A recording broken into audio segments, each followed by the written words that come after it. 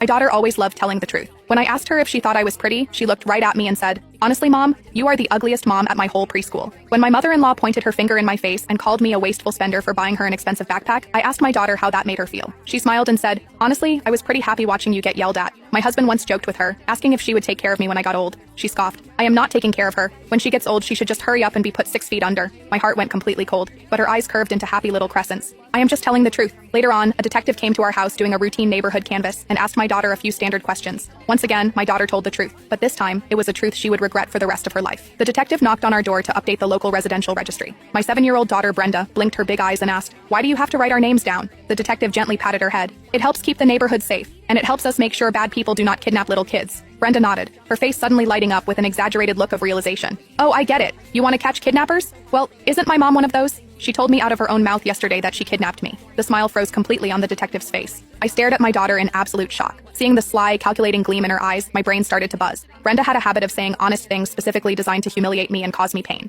Just yesterday, I refused to let her eat too much junk food before dinner. She threw a fit, calling me an evil mother and screaming that she didn't want to be my daughter anymore. I was exhausted and furious, so I snapped back, "You're right, you aren't my daughter. I kidnapped you." At the time, she argued back saying she didn't believe me. I never imagined she would take a sarcastic comment she didn't even believe, package it as the truth, and feed it directly to a police officer. The detective was already looking at me with a completely different expression. I forced out a dry, awkward laugh. She was misbehaving yesterday and I lost my temper. It was just a stupid joke. I didn't think she would take it literally. The detective's brow relaxed slightly. He turned to Brenda. "Little girl, you can't joke about things like that. If your mom gets mistaken for a kidnapper, she could go to jail." Seeing Brenda nod, the knot in my chest finally loosened. I thought the ordeal was over. But a second later, Brenda looked up with an expression of pure, innocent sincerity. "But my mom can't have babies. If I wasn't kidnapped, where did I come from?" The scrutiny and suspicion instantly returned to the detective's eyes. I panicked and quickly tried to explain. "I had an IUD put in right after she was born. When kids hear about birth control, they misunderstand what can't have babies means." I tugged on Brenda's sleeve, silently begging her to stop talking. She refused to listen. Mom couldn't have babies right after she got married, but I am already 7 years old. I had no idea how a 7-year-old girl possessed the mental capacity to connect those dots. But when you thought about what she was implying, it was impossible not to jump to horrible conclusions. My husband and I had been married for 6 years. I had an IUD for those exact 6 years. So how could we possibly have a 7-year-old daughter? The detective clearly did the math in his head. His expression turned dead serious. "Ma'am, I am going to need to see the child's birth certificate." My stomach dropped to the floor. There was no birth certificate for Brenda in this house. 6 years ago, I had literally fought off human traffickers to rip this child out of their hands. When the police eventually pulled the files on her biological parents, the reality left everyone speechless. My husband and I had looked at each other with pale faces, sharing the exact same thought. If we sent this poor baby back to her biological family, living with them would be a fate worse than death. We simply couldn't bear it.